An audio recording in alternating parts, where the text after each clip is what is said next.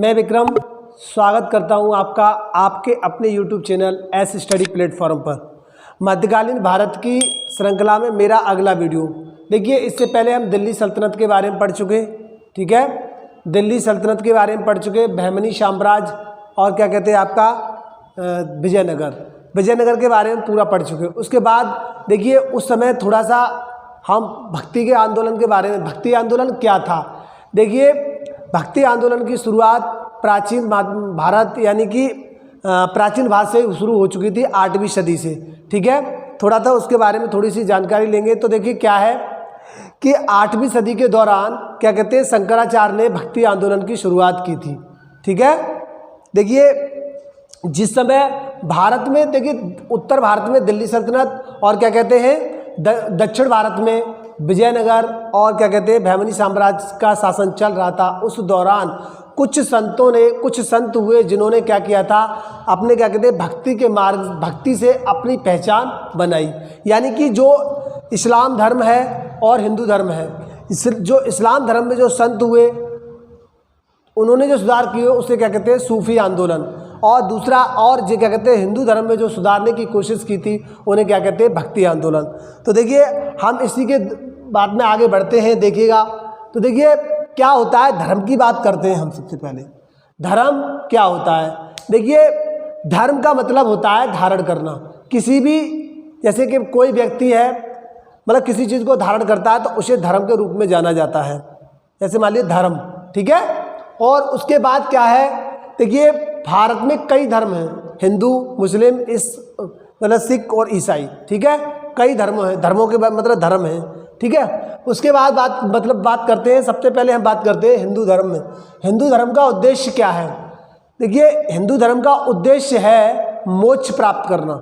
देखिए किसी प्रति, देखिए क्या कहते हैं, जैसे कि हम कह सकते हैं बौद्ध धर्म में, बौद्ध धर्म का जो उद्देश्य है परिनिर्वाण, ठीक है, निर्वाण प्राप्त करना। इसी प्रकार से हिंदू धर्म का उद्देश्य है क्या है आपका, क्या नाम है, मोक्ष प्राप्त करना।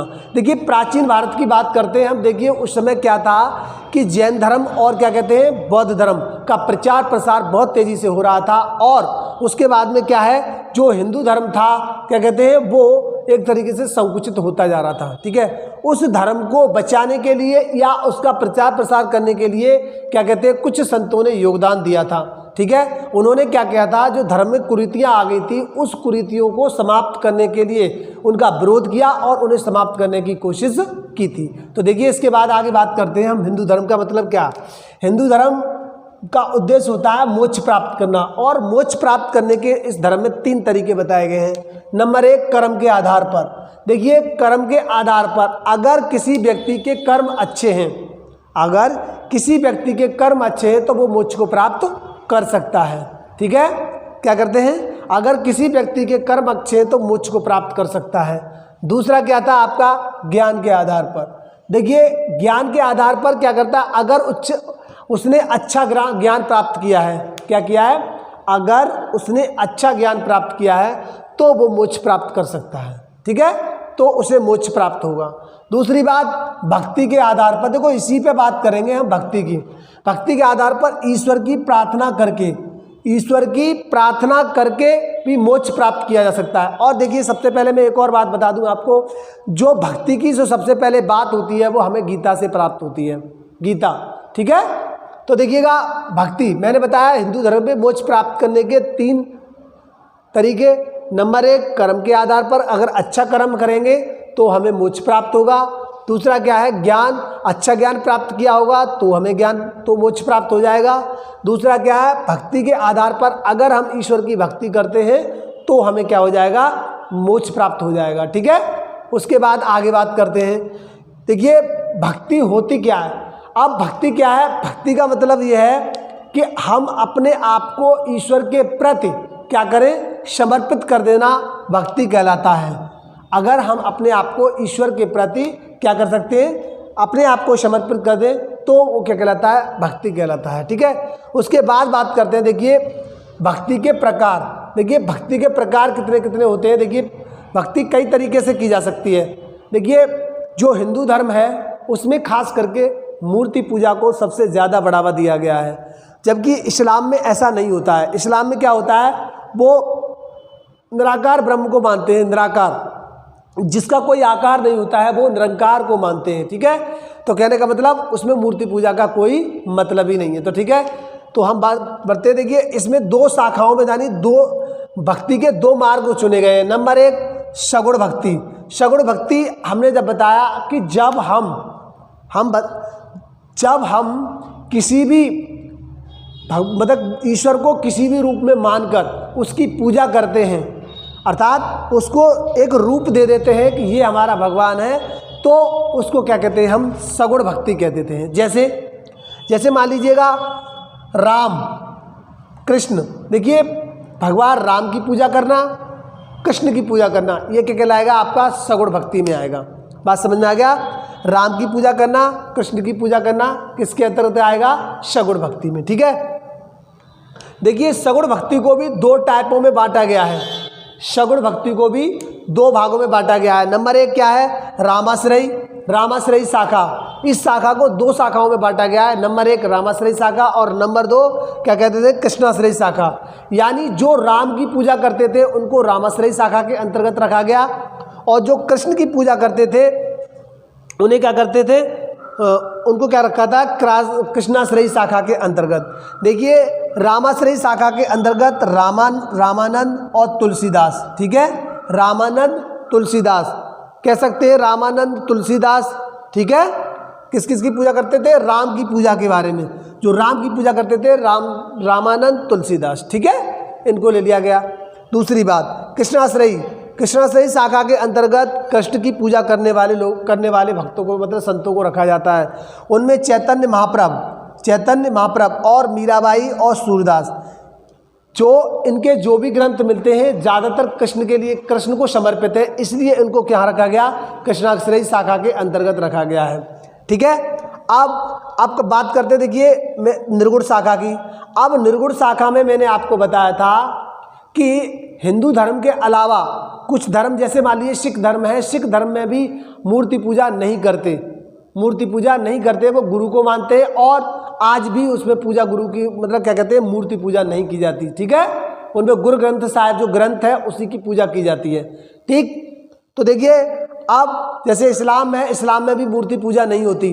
तो देखिए इसके अंतर्गत मैंने बताया निर्गुण शाखा के अंतर्गत वह शाखा जिसके अंतर्गत किसी मूर्ति विशेष की पूजा न की जाए और निरंकार के रूप में ऊपर ईश्वर की पूजा की जाए, उसे कहते हैं निर्गुण शाखा कहते हैं। ठीक है, तो निर्गुण शाखा क्या कहता है, जिसके अंतर्गत संत कबीर, नानक देव, रैदास, ये जो संत हुए थे, इन्होंने क्या किया था, मूर्ति पूजा का विरोध किया था। ठीक है, अच्छा देखिए जो संत जितने भी हुए थे, चाहे वो हिंदू धर्म के से हो, चाहे मुस्लिम धर्म से हो, चाहे सिख धर्म से, चाहे किसी भी धर्म से रिलेटेड हो, उन्होंने क्या किया था, उन्होंने यही किया था कि जो धर्म में जो कुरीतियाँ आ गई थी उस समय पर, धर्म में जो कुरीतियाँ आ गई थी, उन कुरीतियों का विरोध किया था, उन पर प्रहार किया, उन्हें खत्म किया था, खत्म करने का प्रयास किया था। ठीक है, इसी को भक्ति आंदोलन कहा जाता है। ठीक, तो देखिए थोड़ा समझ लीजिए, फिर से एक बार बता देता हूँ कि धर्म का मतलब है धारण करना, हिंदू धर्म का उद्देश्य मोक्ष प्राप्त करना, कर्म के आधार पर अच्छा कर्म करोगे, यानी मैंने 3 प्रकार बताए थे आपको, कर्म के आधार पर,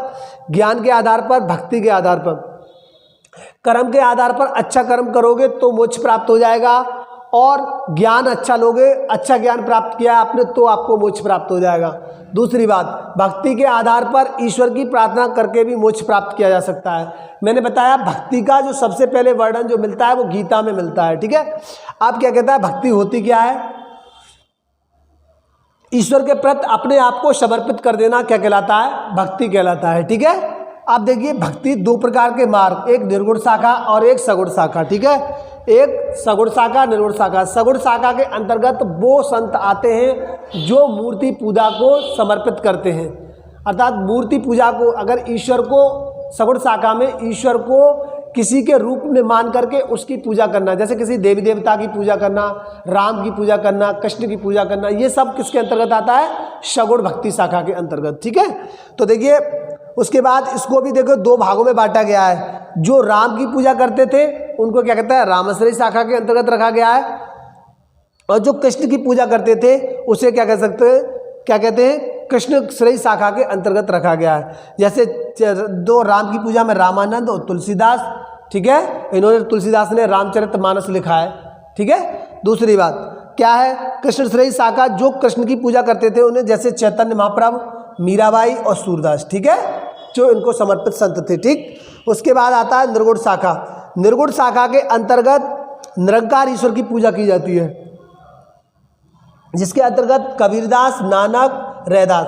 देखिए नानक ये जो संत हुए थे, इन्होंने क्या किया था, मूर्ति पूजा को सपोर्ट नहीं किया था। ठीक है, उसके बाद बात करते हैं, देखिए अब करते हैं भक्ति आंदोलन की शुरुआत की बात। हम पहले ही बता चुके हैं कि 8वीं सदी में शंकराचार्य ने भक्ति आंदोलन की शुरुआत की थी, और इसको आगे बढ़ाने का जो काम किया था वो नैनार संतों, यानी कि अलवार एवं नैनार संतों ने किया था, विस्तार किया था इसका। ठीक है, तो देखिए पुराने समय में मैंने बता दिया आपको कि जिस समय पर प्राचीन समय में जिस समय जैन धर्म और बौद्ध धर्म का प्रचार प्रसार ज़्यादा हुआ, तो हिंदू धर्म क्या हुआ था, संकुचित हो गया था। उस धर्म को आगे बढ़ाने के लिए, करने के लिए कुछ संतों ने योगदान दिया था, उसे ही भक्ति आंदोलन के रूप में जाना था। खास करके ये स्थिति 15 से 16वीं सदी में ज़्यादा बढ़ गई थी, तो उसी चीज़ को उसको भक्ति आंदोलन के रूप में जाना जाता है। ठीक है, तो देखिएगा उसके बाद बात करते हैं भक्ति आंदोलन की शुरुआत। मैंने बताया था दक्षिण भारत में शंकराचार्य ने 8वीं सदी में की थी।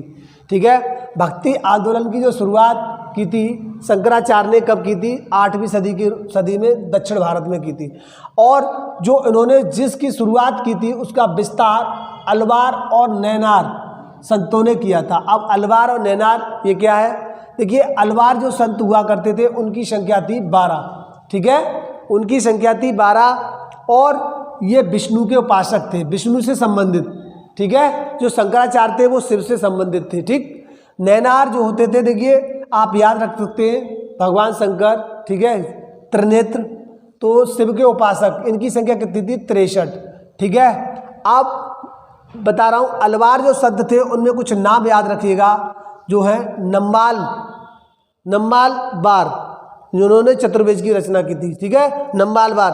अब आता है मधुर कवि, जो इन्हीं के शिष्य थे अंडाल एक महिला संत थी। ठीक है, महिला संत जो इनकी शिष्या रही थी। ठीक है, उसके बाद आता है कुलशेखर, ये ट्रावणकोर के राजा थे, और इन्होंने क्या किया था, अपना राजपाट सब छोड़ करके क्या हुआ था, विष्णु के उपासक बन गए थे। ठीक है, उसके बाद तो बात करते हैं हम, देखिए कुछ संत हुए थे। संतों ने अपने अपने मतों को, अपने अपने विचारों को अलग अलग रूप में प्रस्तुत किया था। तो देखिएगा, जैसे देखो मैं अभी कह चुका हूँ, शंकराचार्य ने 8वीं सदी में दक्षिण भारत में किसकी भक्ति आंदोलन की शुरुआत की थी, जो चल करके 15-16वीं सदी में क्या हुआ था, अपने विस्तृत रूप में आया, और उसी को हम भक्ति आंदोलन के रूप में जानते हैं। ठीक है, संत शंकराचार्य क्या थे, शंकराचार्य ने जो अपने विचार दिए थे उसे अद्वैतवाद कहा जाता है। ठीक है, अद्वैतवाद। ठीक है, इन्होंने जो धर्म था, जो हिंदू धर्म था, उसमें भाई आडंबर और क्या कहते हैं जो कुरीतियाँ आ गई थी, उनका विरोध किया था, उन पर जम के प्रहार किया था। ठीक है, माधवाचार्य, इन्होंने क्या किया था, द्वैतवाद, जो इन्होंने अपने विचार दिए थे उनको कहा गया द्वैतवाद। देखिए यहीं से क्वेश्चन ज़्यादा बनता है, ये बहुत ज़्यादा इंपॉर्टेंट है। अब आता है निम्काचार क्या है, निम्काचार ने क्या किया था, द्वैतवाद, यानी द्वैतवाद, जो अपने विचार प्रस्तुत किए थे उसको कहा जाता है द्वैतवाद। ठीक है, अब आते हैं बल्लभाचार्य, जो इन्होंने अपने विचार प्रस्तुत किए थे उन्हें शुद्धाद्वैतवाद कहा जाता है। ठीक है, अब आते हैं रामानुजाचार्य ने विशिष्टावाद, यानी कि इन दोनों का रूप बदला हुआ रूप क्या कह दिया, विशिष्ट द्वैतवाद। ठीक है, बात समझ में आ गई होगी। देखिए यहाँ से फिर एक बार रिकॉल कर लेते हैं, इधर मैं कर चुका हूँ। देखिए भक्ति आंदोलन की शुरुआत दक्षिण भारत में क्या शंकराचार्य ने की, 8वीं सदी में की थी। ठीक है, 8वीं सदी में की थी। इसका विस्तार अलवार एवं नैनार संतों ने किया था। ठीक है, अलवार क्या होता है, अलवार जो संत थे वो विष्णु के उपासक थे, जिनकी संख्या 12 थी। ठीक है, जिनकी संख्या 12 थी। नैनार शिव के उपासक, जिनकी संख्या 63 थी। आप देखिए ज़्यादा नाम याद करने की जरूरत नहीं है, जो इम्पोर्टेंट है बस उसी को पढ़ लीजिएगा। जो नम्बालवार जिन्होंने चतुर्वेद की रचना की थी। ठीक है, अब क्या है, मधुर कवि, जो इनके शिष्य थे। ठीक है, अंडाल जो एक महिला थी। ठीक है, महिला संत। अब कुलशेखर, जो मैंने बताया ट्रावणकोर के राजा थे, इन्होंने क्या किया था, अपने आप को क्या किया था,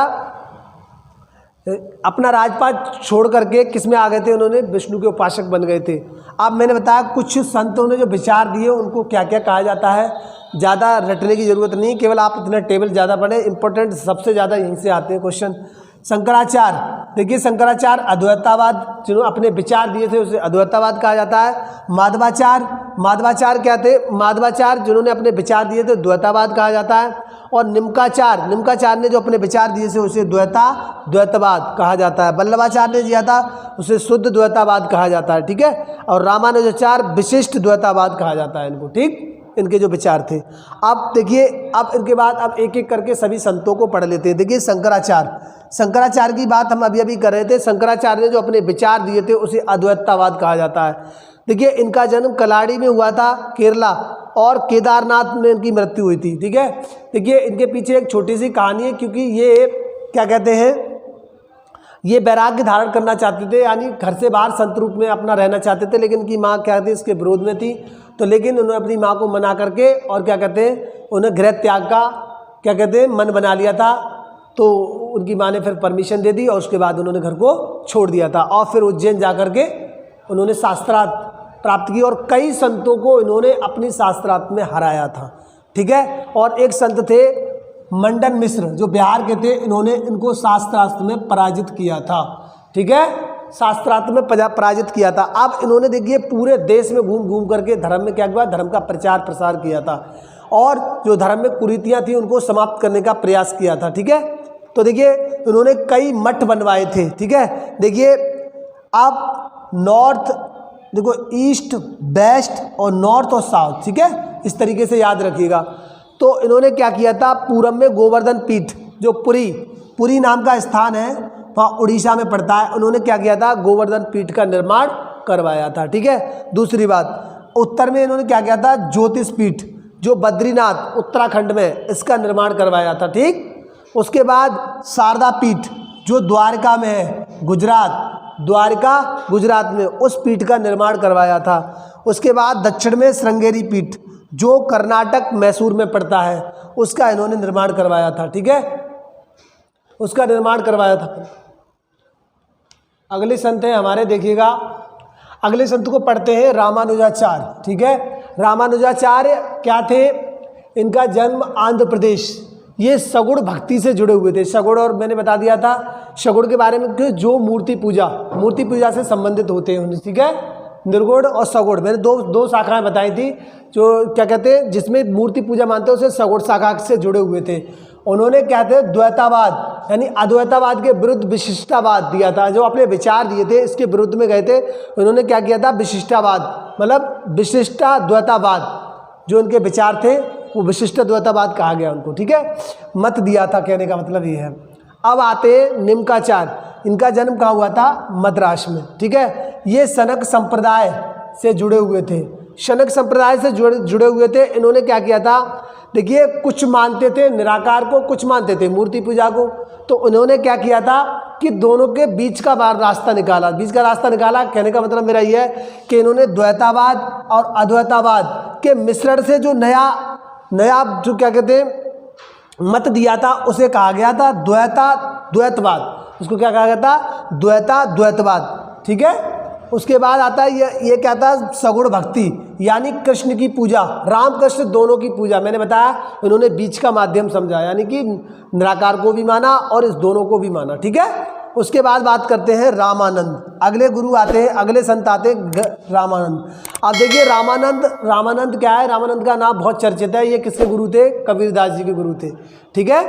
अब क्या किया था, इनका जन्म प्रयाग में हुआ था, ब्राह्मण परिवार में, ठीक है।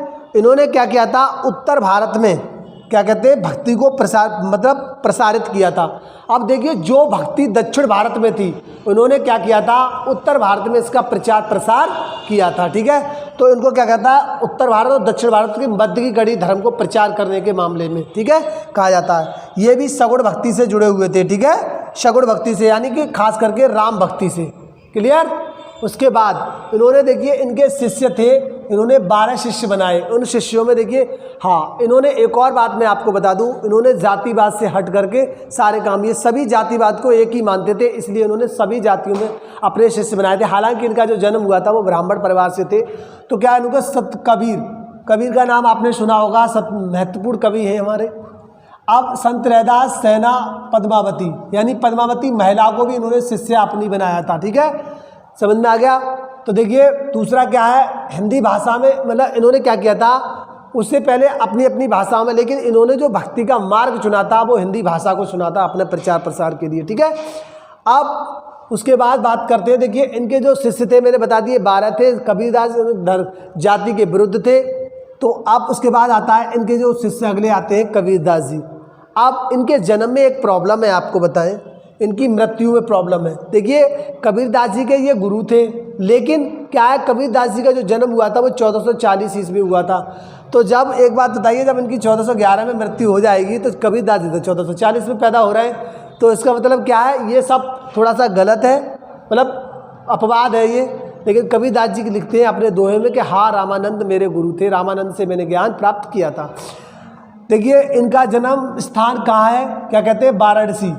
आपको पता है वाराणसी, वाराणसी बहुत चर्चित स्थल है। यहाँ के आपको पता है नरेंद्र मोदी जी क्या है, सांसद है यहाँ से। ठीक है, नरेंद्र मोदी प्रधानमंत्री का क्षेत्र है। तो देखिए वाराणसी यूपी में इनका जन्म हुआ था। ठीक है, गुरु रामानंद, इनके गुरु रामानंद थे। ठीक है, ये निर्गुण भक्ति के, इन्होंने क्या कहता है मैंने बताया, इन्होंने किसी मूर्ति पूजा का विरोध किया। देखिए शिक्षा इन्होंने किससे ली थी, रामानंद से, जो कि क्या थे, सगुण भक्ति मतलब शाखा के कवि थे।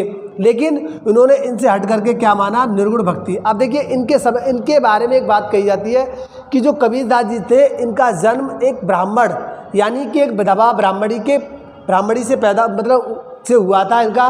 तो लेकिन ब्राह्मणी जो थी वो लोक लज्जा के कारण उसको क्या कहते हैं, नदी के किनारे छोड़कर चली गई, और इसको क्या कहते हैं, नीरू और नीमा नामक व्यक्ति ने उनको उठा करके और अपने उसमें पाला था, उनको। ठीक है, तो देखिए अपना लिया था। तो इन्होंने हिंदू और मुस्लिम दोनों धर्मों पर क्या किया, समन्वय स्थापित करने का प्रयास किया था। और जो दोनों धर्म में बुराइयां थी उस बुराइयों को कटाक्ष बहुत मतलब अच्छे से प्रहार किया था, उनको खत्म करने का प्रयास किया था। ठीक है, ये एक ईश्वर को मानते थे, एक ईश्वर को, अर्थात बार बार ईश्वर। जैसे हिंदू धर्म में बहुत सारे देवी देवता होते हैं, लेकिन ऐसा नहीं था इनका सिद्धांत। ठीक है, देखिए और जो कबीर को मानते थे वो कबीरपंथी कहलाए। ठीक है, उसके बाद आता है इन्होंने शिष्य बनाए थे। देखो शिष्य कौन थे, दादू, प्रसिद्ध, बहुत ज़्यादा प्रसिद्ध कवि कमाल कमाली, जो इनके पुत्र पुत्री थे, जो बाद में जाकर के संत हो गए, और संत इन्होंने भी प्रचार प्रसार भी किया था, और इन्होंने उपदेश संत और समाज को समाज सुधारक के रूप में आगे बढ़े। ठीक है, तो देखिए गुरु नानक, अब आता है गुरु नानक देव, सबसे महत्वपूर्ण। देखिए ये आपको सिख धर्म में भी पढ़ने को मिलेगा आपको। ठीक है, गुरु नानक देव। ठीक है, अगले गुरु हमारे नानक देव। ठीक है, उसके बाद आप बात करते हैं। देखिए नानक देव इनको मैंने बताया सिख धर्म के संस्थापक माना जाता है। इनका जन्म 1469 ईस्वी में तलवंडी में हुआ था। तलवंडी आज पाकिस्तान में पड़ता है। ठीक है, पाकिस्तान में। देखिए क्वेश्चन आता है कि उस गुरु क्या कहते हैं, उस गुरु का नाम बताइए जिसका जन्म क्या कहते हैं भारत से बाहर हुआ था। तो ये नानक देव गुरु। ठीक है, जिनकी जो मृत्यु हुई थी वो ननकनामा, ठीक है, ननकनामा साहब आज के नाम से जाना जाता है। ठीक है, ननकनामा साहब क्या कहते हैं, ननकाना साहब क्षेत्र है, वहाँ पर इनकी मृत्यु हुई थी, जो करतारपुर के नाम, करतारपुर। ठीक है, करतारपुर है जो। और उसके बाद इनको सिख धर्म के संस्थापक माना जाता है। देखो इनसे इतना ही बहुत है, ज़्यादा नहीं। उसके बाद आता है आपके चैतन्य महाप्रभु। इनका जन्म हुआ था 1486 ईस्वी में। ठीक है, और 1533 ईस्वी में मृत्यु हुई थी। ये बंगाल में इनका जन्म हुआ था, इनकी कर्म भूमि उड़ीसा। ठीक है, इनकी कर्म भूमि उड़ीसा। इन्होंने वृंदावन की यात्रा की थी। ठीक है, और ये सगुण भक्ति शाखा के कवि थे, कृष्ण भक्त। देखिए ये पहले ऐसे गुरु थे जिन्होंने क्या किया था कि भक्ति को कीर्तन के माध्यम से प्रचारित और प्रसारित किया था। ठीक है, बात समझ में आ गई? तो समझ में आया होगा, मैं समझता हूँ, आशा करता हूँ समझ गए होंगे आप लोग। तो समझ में आया तो लाइक और शेयर करिएगा। मिलते हैं अगले वीडियो में। धन्यवाद।